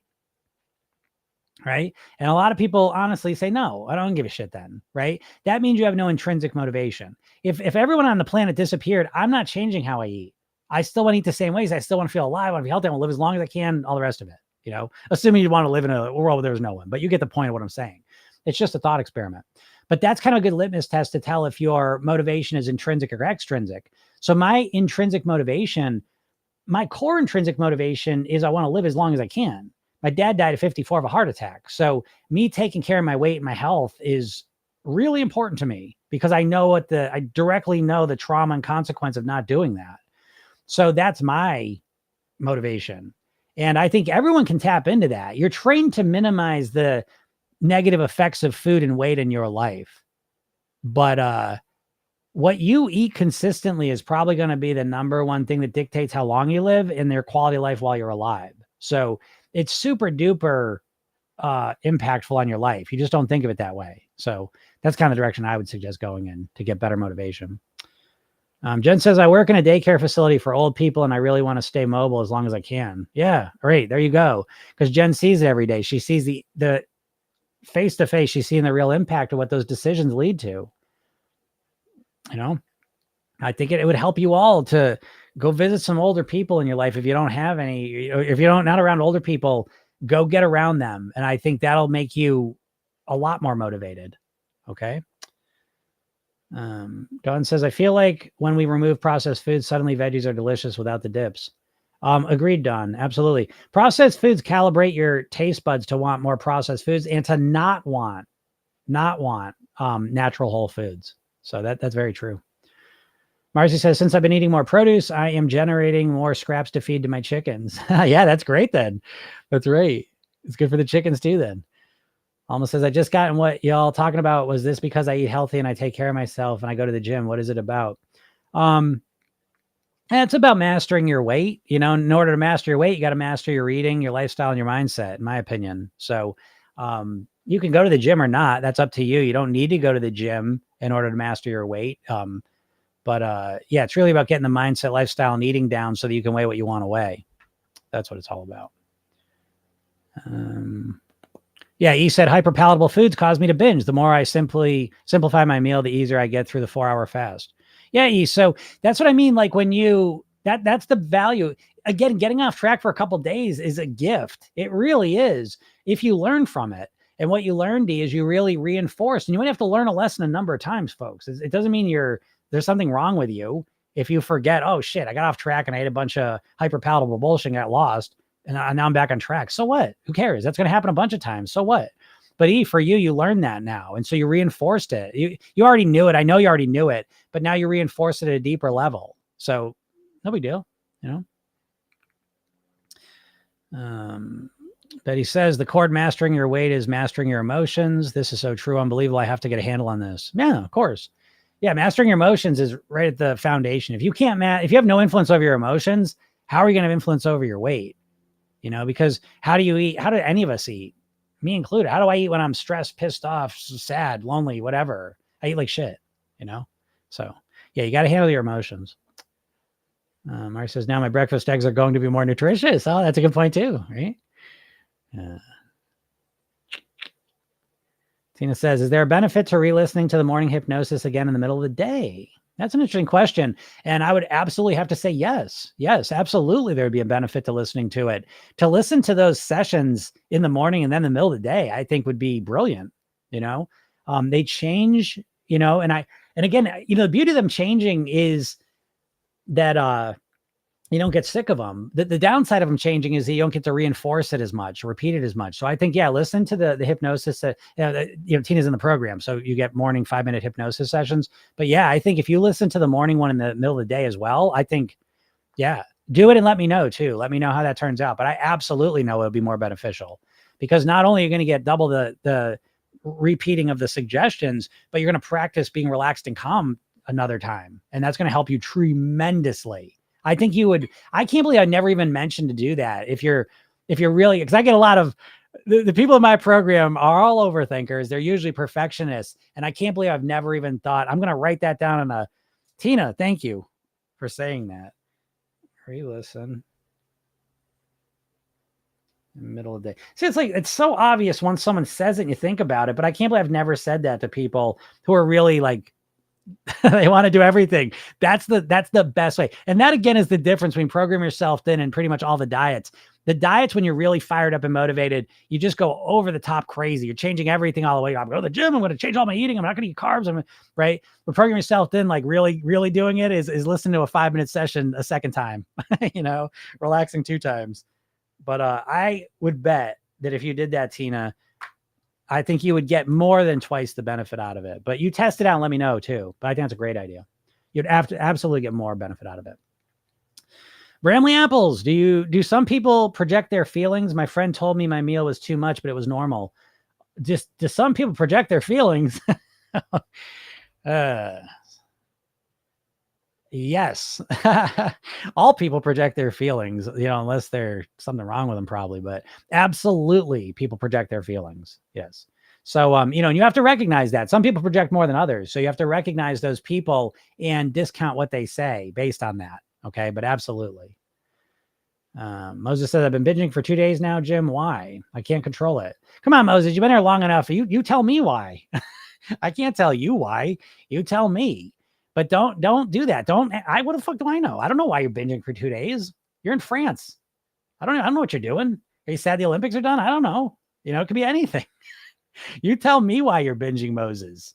And that's going to be the valuable thing. Okay. 2 things. A, you're going to realize why you're binging, at least to some degree, I bet. And 2, you're going to remember, when I binge, I got to learn from it. What's going on here? Okay. I can't tell you why. This is the process, folks. You have to do this yourself. You got to figure out what's going on. Your eating is a symptom of a deeper problem. Okay. And so we need to figure out what's going on underneath the surface that leads to the binge. The binge isn't the problem. It's a symptom of it.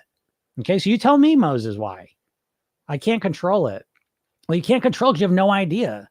Do you know what I mean? Because again, Moses, your sense of control is that I'm going to want to binge and I'm going to stop myself. My sense of control is that you're going to figure out why you want to binge and you'll resolve it. So you can't do that unless you have some sense of why maybe you started binging the last 2 days. Bramley Apples, P.S. I'm a healthy weight and she is not. Well, there you go, Bramley. And that's not an unusual thing. So again, people project their shit onto us all the time, and it's up to us to deal with that. We've got to deal with it because even if it's illogical, even if you're at your goal weight and your friend's not, and they tell you how to eat, it still can upset you. Makes no logical sense why, but it does. And so you got to deal with it. All right. Jim says, Dad says he loves me, but he feels so distant from me now since I declined his invitation for dinner or barbecue. Okay. So to that point, Jim, all right. Well, now we're talking. All right. And this is where all or something really comes in. And this is the unfairness of weight loss. It's not fair, right, Jim? Because you're doing everything, you're putting all this hard work in, and it's hard, and you're eating better, and you want and believe everyone should be supporting you, but they ain't, especially your dad. And so this is such a hard thing, but you got to take this on too, if you care about the relationship. And so this sounds weird, but for all of you, once you start eating differently, looking differently, it's going to disrupt, it's going to upset the apple cart of your relationships, because it's disrupting the status quo of what you guys do and of the reality of your relationship. And what you weigh is a factor in your relationships. Believe me, it shouldn't be, but it is. And so, for you, Jim, what I would strongly suggest is that you meet him somewhere in the middle. And the middle doesn't mean you have to eat 50% more food. It means that you say, okay, I'm not going to come to dinner all the time because I'm eating different now and I'm cleaning it up, but I'll come to dinner on Sunday. I'm just picking a day, but pick a time when you will go to dinner. Pick a time you will go to barbecue. Okay. And then when you go to that dinner, when you go to the barbecue, then you start working on eating more moderately than you have in the past. It's not like I'm going to go crazy there, but again, that becomes the pleasure day. And that pleasure day, again, there's so many levels to why we do the pleasure days. One of the big reasons is exactly for this reason. You can't just lose weight if it ruins all your relationships. Okay. So you need to figure out how to, what's the word? What's the word? Come on. You need to, I can't think of this word. I'm going to come around to it in different ways, but you need to support your dad.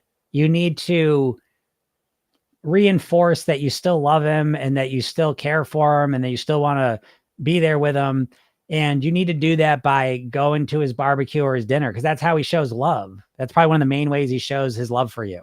Okay. So you can't completely cut it out. You can go there and eat differently than you have in the past, but you still need to find some way to be able to have rapport with him food wise. Okay. And so I do this. I go to my mom's every Thursday, and she, it's been years. And so she definitely takes me into account, and she cooks away vegetables. So I totally appreciate that. But in the beginning, it was a lot of pastas, a lot heavier stuff. And so what I had to do is I had to change how I ate there.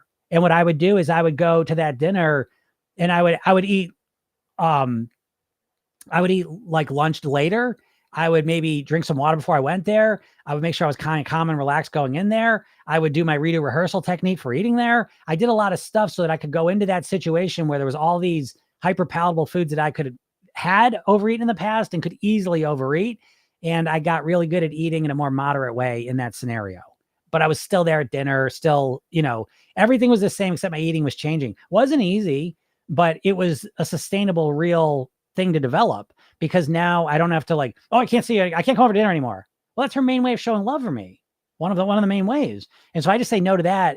Okay, great. Now I weigh what I want, but now I'm talking to my mom, or my mom's pissed at me, or I feel weird about my mom. That's not good enough, So again, Jim, I know it's not fair, but yeah, Paul said negotiate. It's not negotiate. I can't believe this drives me crazy.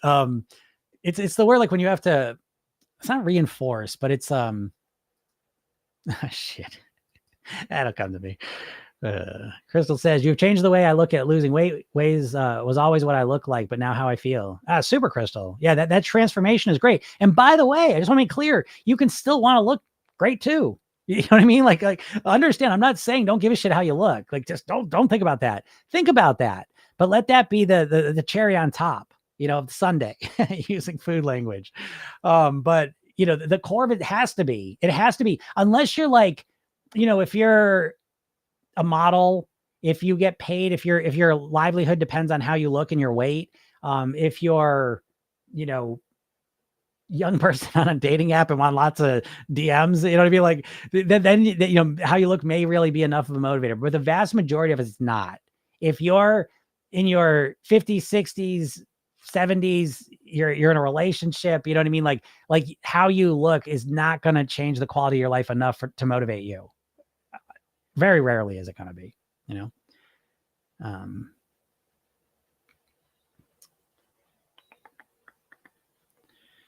Jim says, yeah, he's smart. A lawyer, basically good with everything in life, except he eats basically only bread, meat, and cheese. Oh, okay, great, Jim. So again, he's a smart person. So, it becomes an opportunity for you to learn how to articulate this more effectively, because I'll give you a little NLP tip here. It's my favorite neurolinguistic program. We kind of have our 10 commandments sort of thing. We call them presuppositions though. And one of our presuppositions, the one I think is most important, is that the meaning of our communication is the response that we get. Meaning that a lot of times when we're in conflict with someone, we get mad at them because they don't understand what we're saying. So, what's fucking wrong with this person? Why don't they get what I'm saying? And we get locked in that mode, and we expect them to understand what we're saying. And now we lose our flexibility and power when we think that way, right? Because now we expect they got to change to understand what I'm saying. And so we lose all of our power. Because now what are you going to do? It's up to them to figure out what I'm saying. So that the meaning of our communication is the response that we get is we realize that what we say is a big part of how the person responds. And so if we say one thing and they respond real upset, we say, okay, let me try saying something different next time.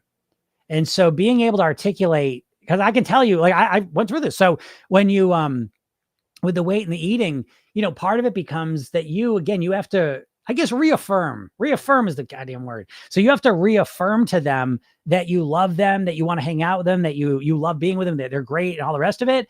But I really want to get, and so this is a way, I don't know if this will work for you or not, Jim, but I'm just gonna give an example of what I'm talking about. Because your way of communicating to what you're doing has probably been sounding like you're on a diet, right? Oh no, I can't eat that anymore. I'm not gonna do that. I can't do that anymore. You like that. And so another way you can communicate it is saying something like, Dad, part of the reason that I'm changing how I'm eating is I just realized all of a sudden that my weight makes me feel insecure. And I just feel less than. And I'm realizing it's kind of showing up in a lot of different areas of my life, right? Because I feel the way I do about my weight. I'm not happy with it. And I'm not happy with how I'm eating. And I feel like I can't control it. It's making me feel less than. And I just feel like it's affecting me in other areas. It kind of depresses me sometimes. I feel kind of frustrated with myself. I'm upset. And I realize if I can get my eating under control in a healthier way, if I can get my weight where I want it to be, I know I can start to feel more confident. I know it's going to help me feel more successful and more bored, to achieve the things I want to do, So I'm just giving an example, right? But that's a different way of explaining what you're doing than probably what you were doing, I'm going to guess. And so this is what I mean, though. Once you realize that the way people respond to you has a lot with how you're communicating, it gives you the power to be more flexible with how you can try different things and see what the responses are. And if you try that mode, maybe he comes back, I get it. Oh, I get what you're saying. Now all of a sudden he's supporting you, So again, what's the goal? The goal is I want him to support me. Okay, let me try saying it this way. That didn't work. Let me try it this way. Ooh, that kind of worked a little bit. Let me kind of go deeper. So if you approach it that way, it's hard not to get to a much better place, than where you're at. Julie says, I bought fresh vegetable soup from Whole Foods when I don't want a salad. Oh, that's a great suggestion. That is super duper. Yeah, I like that idea. Mario says, I love ranch with carrots. Is that bad? They don't seem to taste that good without it. I don't think it's bad. I think, is it the ideal? Is it as good as a carrot by itself? No, but is it better than not eating a carrot at all? I think so. I think getting more whole natural foods into your body, however you do it, is almost always going to be better than not eating them at all. That's what I think, because I think the whole natural foods does more to you than just reduce calories, so I have no problem with that. And I think, but I would do that, Mario, and I'd be asking the question, I'm going to see how little ranch can I use and still enjoy it. You know what I mean? I'm on a journey to see, maybe I need to start off with this much ranch. That's what I need to eat it. But as I keep doing, I start getting more and more used to the carrot. You're going to notice that your tastes start to change a bit, and it requires less and less and less ranch until all of a sudden magically one day the carrot tastes good by itself. That's how I'd like to think about it. Yeah, carrots are not mandatory. Move to cucumbers. And that's absolutely true. And I will tell you another thing. I really, I've been mentioning that the whole farm share thing I do now, and the difference in quality between a fresh organic cucumber versus the plastic encased big box store cucumbers I got, they are like two totally different foods, so that's one other suggestion I'll give you. Same with the carrots. And so one other little thing I do, I don't know if you have like a food co-op around you or if you have like a high quality farm around you, but if you can go and get some natural, like farm fresh vegetables, that's just another way, they taste totally different. So you may find that helps too. But yeah, for sure. Oh, there's Paula. Okay, I listen to the daily hypnosis sessions at least 3 times a day. Yeah, and Paula's killing it. Paula is another transformational case. Paula is awesome. So it's not just the weight. You know what I mean? Like it's really with Paula, she's going through a really stressful time the last month, 2 months. And it's like the way she handles it. And the thing I love about you, Paula, is that it's like you come into it and like you kind of bring whatever you're kind of dealing with. But then like you were probably, Paula, one of the most coachable people I've ever seen. Like I gotta say, it's probably because you listen to the sessions 3 times a day, but you're very, very coachable because like you come with this thing and then like you hear what's said and it's like you've always been like that from the not eating at night thing to the whole arm thing and dealing with that. Like you are a very coachable person. So it probably has something to do with the 3 times a day. So there you go. If you guys are, maybe that's the real magic formula is listen to the sessions 3 times a day and then let me coach you. That's probably the fastest way. Marcy says, I replay sessions throughout the day. Definitely effective in my experience. Yeah, of course. I can't believe I haven't mentioned that to people because I never want to overwhelm people, but of course, if you listen to it more, it's going to be better, I wondered if it's counterproductive to become too familiar with the unconscious message. Yeah, Marcy, that's true. But again, remember, you're getting a new session every day. So if you listen to it 3 times, you're not going to get, you won't. But to that point, that's why I believe most hypnosis weight loss programs suck because you're getting like 2-3 hypnosis sessions and it may work in the beginning, but again, you get a week into it, 2 weeks into it. It's like, you can hear when like the hypnotist like says a word weirdly, or they, I don't know. You know what I mean? I don't know. You start to know it so well that it absolutely becomes counterproductive. It becomes less hypnotic. You're more aware of everything that's said. You're not going into that state of trance. So that can't happen 3 times isn't going to do it. So that is literally why I make a different session each day so that you're not hearing the same message, but there are similar messages in it as well. They're just kind of in the background. So there is things that are similar that I'm not bringing your attention to, but the mantras are always different each day for that exact reason. So yeah, that's a good question though. Reassure. Yes. Aneski, thank you. Reassure. That was the word.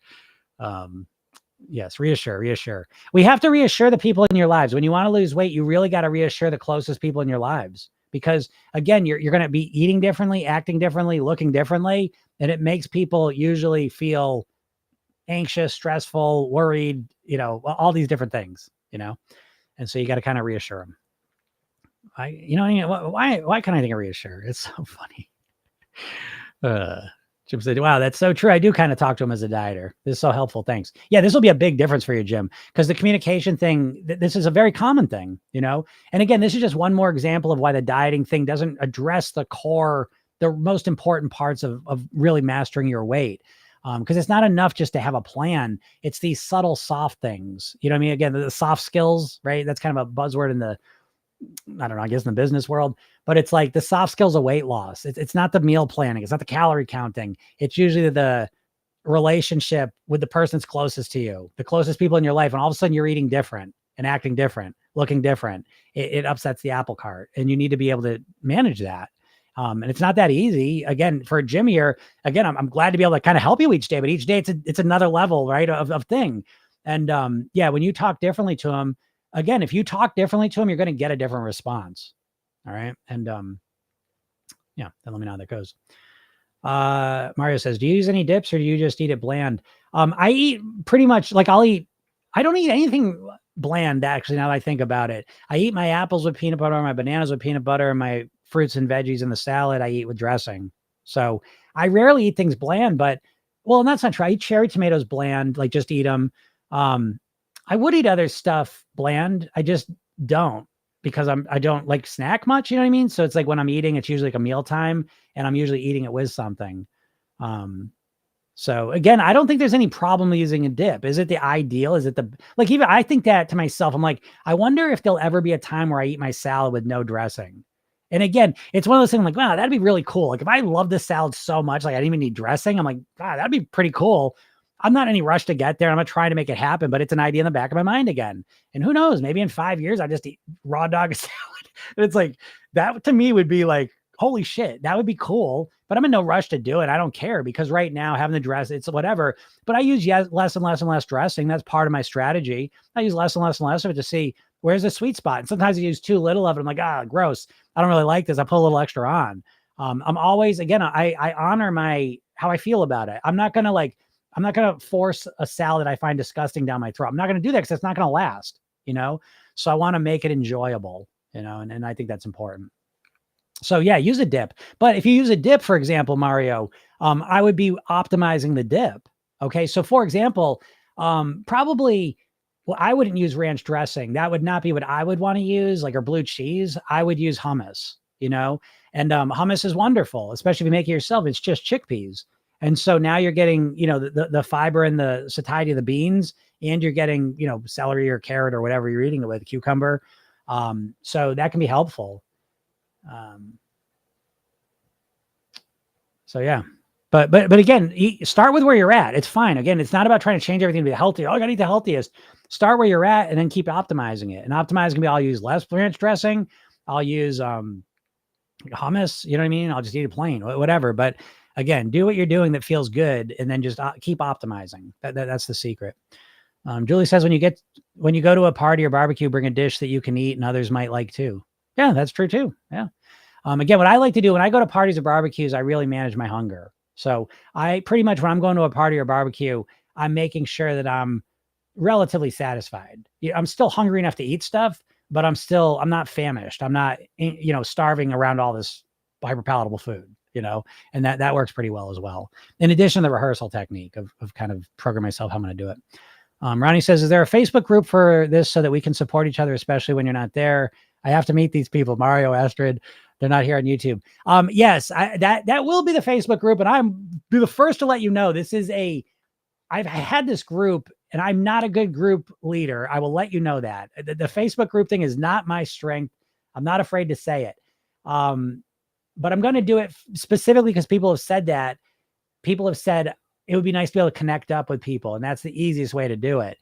So I will do it. But I'm also, the thing I am absolutely most aware of is I do not want people, like, I find with weight loss, people can't help themselves from talking like dieters.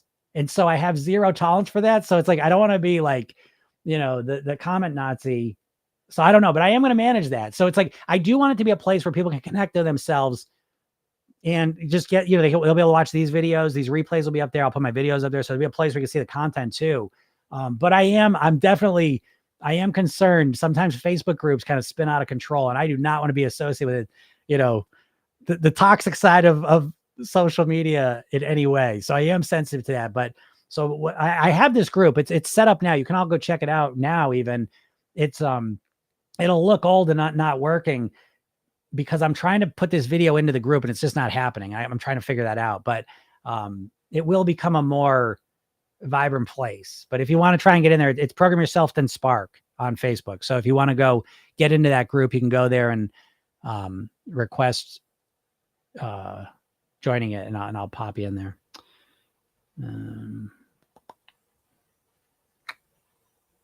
Jim says, I'll be honest, I'm trying to get in shape to find a girl. Okay, yeah, my dad always asks when I'll get a girlfriend, but I hate how my body looks currently, so I really want to change it. But of course, eating healthy has many other benefits. Okay, Jim, well, to that point, I want to make that point. I didn't say it out loud, but again, it depends what different stages of life have different motivations, right? So if you're in your 20s and you're single and you want to get into a significant other, how you look, it matters. Let's be honest. I don't know. Again, I'm not saying things are right or wrong, but to me, it seems like it matters. So I think it's important to not be superficial for whoever you're looking for or yourself either. But that's why, Jim, I was framing my conversation because I was talking to you. Okay. And what I want for you, Jim, is I want you to look as good as you want to look. Okay. But I also want you, more importantly, to be the best version of yourself you can be. Because there's nothing that's more attractive than being a whole, happy, successful, healthy person inside and out. Okay. So I want you to physically on the outside look the way you want to look. But more importantly, I want you to inside be the person who you truly want to be. Whoever the best Jim is possible. That's what I want you to be. And if that's you, having a girlfriend and having a relationship that really fulfills you and makes you happy, that's what I want for you. But again, always internalize that too. Again, we know the external piece. I want to look great and I want a girlfriend that looks great. Okay, great. We all know that. But more than that, you want a person that you really connect with, that you can, talk with and joke with and have fun with and live your life with or whatever else, but go deeper into what you want. And what you're going to realize is a lot of it comes down to the emotions you're going to experience. I want to feel connected. I want to feel loved. I want to feel happy. I want to feel, whatever the things are. And then you can communicate to your dad exactly that, because now you're meeting him right with what he cares about, right? So he cares about you having a girlfriend. So if you start to frame your weight loss and you put that wrapper on it, you say, Dad, listen, this really isn't even about weight loss for me. It's really about, I want to find the right person. And I'm worried. I don't feel happy with myself. So I feel like I'm going to attract the wrong person. I don't really feel like myself. So this is really not so much about the weight. It's really about me feeling the best version of myself. You know what I mean? So if you start to frame it that way, but you start to frame, what's he care about? He wants you to have a girlfriend, right? So you frame this whole thing with what he cares about. And now you'll probably find that he will turn around real quick and start being a lot more supportive. In addition, with you saying, I still want to have barbecue, I still want to have dinner, but I just got to cut back on a little bit because I want to get a girlfriend, Dad. And so now you're speaking his language and you'll probably find that he responds a lot differently. So anyways. Yes, Carrie says, it's amazing how much less ranch you need to have the flavor. Yes, that is, if I could put any idea in your all's heads, it's that you need so much less than you think you do. It's the ranch dressing, the mayonnaise, the butter, the cheese. You need so much less of it to still get that flavor and enjoyment of it, and to chop out 60, 70% of the calories. That is so true.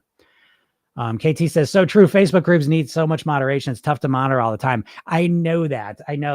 And that's what I'm kind of worried about a little bit. So, that's my biggest fear. So again, it may be a group with no comments in it and you can just see who's there and connect with. I don't know how I will do this, but, it is that is my kryptonite. I am horrible at that. I am horrible at moderating. I'm not that great at getting back at emails.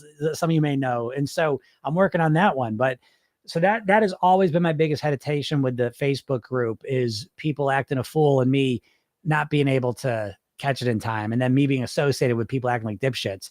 So yeah, that is front and center of my mind of why I've not done the group. But anyways, I do feel like people have asked me about it enough times, so I'm kind of feeling like, we'll see how it goes. And we will see how it goes. But I have no problem pulling the plug out of it either. I get dipshits in there. But I do think if I kick people out, but I'm not even worried about people being dipshits so much as people being dieters. And my biggest fear is people like, oh, how'd you lose the weight? And it's like, oh, I did this. Like, oh, I'm going to do that. That's my biggest fear is I don't want people giving each other weight loss advice, because it's dieter advice. And that it's very triggering to me. Yeah. What's up, Vicky? Vicky says, yeah, your lives, PYT, and re-listening to the lives has helped me immeasurably. Yes, for sure. What about salsa with salad? Could do that. E-Picker says, hi, Jim. A couple of podcasts ago, you mentioned that people drink pop, but wouldn't just eat the sugar. I used to eat sugar straight from the packet. I also used to put sugar on ice cream. It wasn't sweet enough by itself. Holy macaroni. So you're an outlier though. Okay. Again, I always, everything I say should have an asterisk. There's always an outlier, right? You should recognize that. There's always an outlier. And that's why diets don't work, because most diet success is outlier people. You know what I mean? And just because they did it doesn't mean you're going to. Shit. Looks like I lost the old Instagram there. But I gotta wrap it up anyways, guys. I gotta get out of here. Yeah, Jim says, you're amazing, dude. Thank you for everything. You're welcome. Is it bad that I care about the body when it comes to dating? I guess it's fair. I also get in shape, but I know it's superficial. I don't think so. I think you have a balanced view of that. Again, that's one of those things. Looks matter. I think looks matter, and not even just in conventional sense. You're attracted to what you're attracted to, and I don't think it's just looks. I literally think it's also the way a person carries themselves. And you can tell a lot, because you can tell what muscles a person uses. You can tell just looking at someone, you can tell if someone smiles a lot or frowns a lot subconsciously. And facial, you have thousands of facial muscles. Facial muscle science is fascinating. But anyways, so I do think that there are, looks matter. I mean, come on, we're visual creatures. So it does matter. But I do think in this society, it's over indexed. Like we're just, it's so fixated on superficial looks that I think we got to recognize that, that there's more to a successful relationship. So I don't think it's about, looks don't matter at all. I think it's about balancing it with the other stuff too. You know what I mean? So yeah, I mean, we're all superficial to some degree, but the secret is not to be completely superficial. I think that's my take on it. So anyways, yeah. Mara says the same thing. It's normal, right? And the right person will love you for you, not your weight as well. And I think that's true too.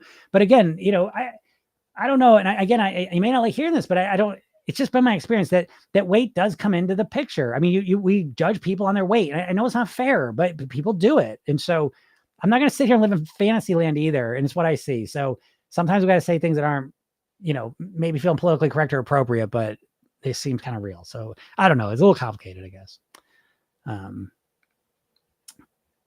KT says, do we have one-on-one access to in the program, or is that an additional option to add on? Yeah, you have one-on-one access to me if you add it on. Okay. So I want to make clear with the program, it comes with a live class I do every Tuesday. But that's like a class. So I teach a class. It's like a webinar I do. And then you can ask questions in the chat thing, but, the coaching is a totally different thing. The coaching is Tuesdays and Thursdays, Tuesday nights at 6, Thursdays at 3 p.m. Eastern.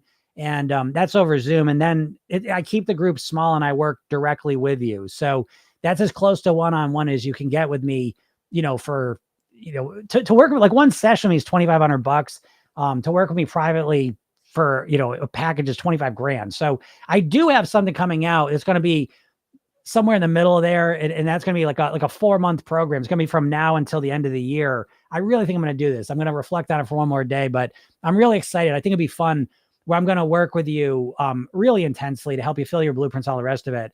But I will tell you right now that, outside of that, doing the coaching option. So if you get the program, you'll get it. And then there's an option if you want to get the coaching aspect to it, you can add that on. So I should just answer that real quickly for you. But yeah, then you do have, so one-to-one access is one-to-one access to me in the Zoom coach. So it's a group thing, but I get to know you and all the rest of it. And that is, again, I always tell all of you, if you can do it, because I'm about to put that price up. That's part of that whole cohort thing I'm doing. I'm going to start shifting over to a cohort model, which is, it's just longer term. It's a set group that I work with for a longer period of time, which will probably be 4 months at a time. It's going to be more, but that's kind of the model I'm going to be shifting over to, because I kind of like working with a group, the same group over and over. So I don't know if I'll phase out the just coaching. You can just sign up for any time, but for right now, you can sign up for it's 8 weeks. And so you get in there for 8 weeks, and it's a great deal because that price is going to go up too, because I'm just getting more and more people, and I need to kind of manage that. So anyways, and if you ever have any questions about that, KT, just shoot me a message at jim@programyourselfthin.com and I'll answer them for you. Yeah, Marcy said healthy people attract healthy people. I couldn't agree more. And I think healthy people inside and out attract healthy people inside and out. And because there's healthy looking people that sometimes aren't healthy on the inside, and that's obviously probably not something you want. So I think Marcy just kind of summed it up perfectly. The healthy people attract healthy people. That's probably what you'd like to attract. And that's probably what you'd need to be to attract that person that you want. So I think we'll end it on that. Perfect. And Ronnie says, do you have any admins that help moderate your Facebook group? I do, but even still, I don't know, but we'll see. So go check it out, you all. If you want to get into the Facebook group, and we can start to kind of see where this goes. Program Yourself Thin Spark is the name of it. And answer the questions, apply for it. I'll get you in there. And if you're not part of my world, again, click the link in my bio, go get the hypnosis session, watch the video I made for it. It's all free. Read the emails I send you. The podcast is Program Yourself Thin. Do it live every day, Monday through Friday around noon Eastern. Hop in there if you have any questions, I'll help you out with. And if you're really serious, get the program, right? Get started. Like I said, it is so funny too, because I had a bunch of people sign up today, and it's Friday. Friday, it's just so funny because this is the only weight loss program people ever start on a Friday. That's because it's comfortable. So there's always that. And that's everything. And then follow me. Yeah, if you don't follow me, if you just kind of land on this and you like what you hear, and follow me, because then you get notified when my new videos come out. So, all right, everyone, thanks so much. Have a super weekend, and have a great day. We'll talk soon. Bye.